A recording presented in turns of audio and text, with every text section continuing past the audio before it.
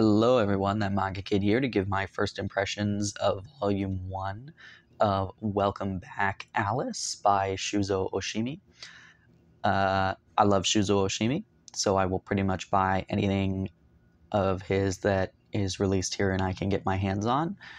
So I was very excited to see a new title and intrigued as this one kind of deals with gender expression and whatnot. I was like, I'm interested to see how Shuzo Oshimi does a title about gender nonconformity and whatnot. So I think, at least from my impression of this very first volume, if you are somebody who is looking for a title about like trans people, gender expression in a way that is not that is like sensitively done and like this is not for you. I love reading those titles. I love titles about to us LGBTQ people. I love reading, well done works of that nature. But at least from my impression of this first volume, this is definitely a discussion about gender, definitely, a discussion about puberty and growing up, as most Oshimi titles are. And I absolutely enjoyed this volume and foresee myself enjoying the rest of this series. But this is not something that I would recommend to, like the person that I recommend Our Dreams at Dusk or even like Wandering Sun or something like that, is not the same person I would recommend this to.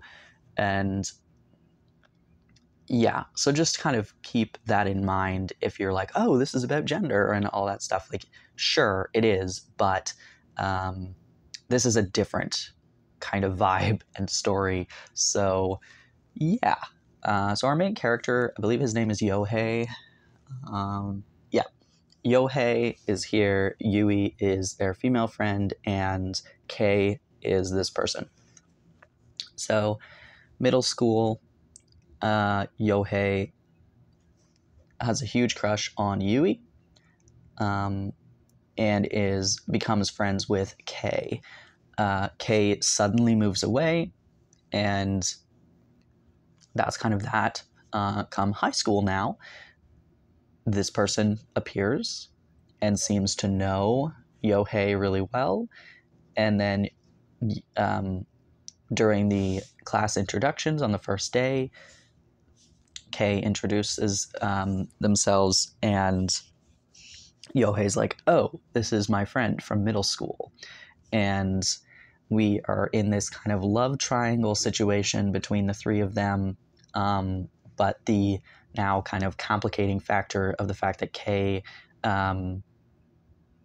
is sort of existing in the world in a new way. It's not really made clear at this point in time whether or not Kei is identifying as female, is kind of existing in like a non-binary sphere, or is just kind of like, this is how I want to physically present. It's not really made clear in this first volume. So yeah, this is going to be a bumpy ride. As I mentioned, as with pretty much all Oshimi titles, there is an element of puberty and sexual awakening and, adolescence and growing up and perversion and what all of that means at this time in your life. And so now adding in the element of gender expression and exploration, I guess, and almost in turn adding to that sexual orientation, because this very beautiful person who Yohei and Yui know as male is now presenting as this really, really gorgeous girl, and so they're trying to kind of navigate their feelings towards the whole situation. And yeah, it's very interesting. The dynamic between these three is fascinating, and I really can't wait to read more of this. The kind of really intriguing factor is that Kay is very, like, manipulative, and, like, it's kind of hard to explain, and I guess we're going to find out more about all of these characters as the series goes on. But, you know, Yohei's pretty, like, quiet, nerdy, reserved. Yui is kind of the popular pretty girl. And Kay is, like, really, really fixated on the two of them.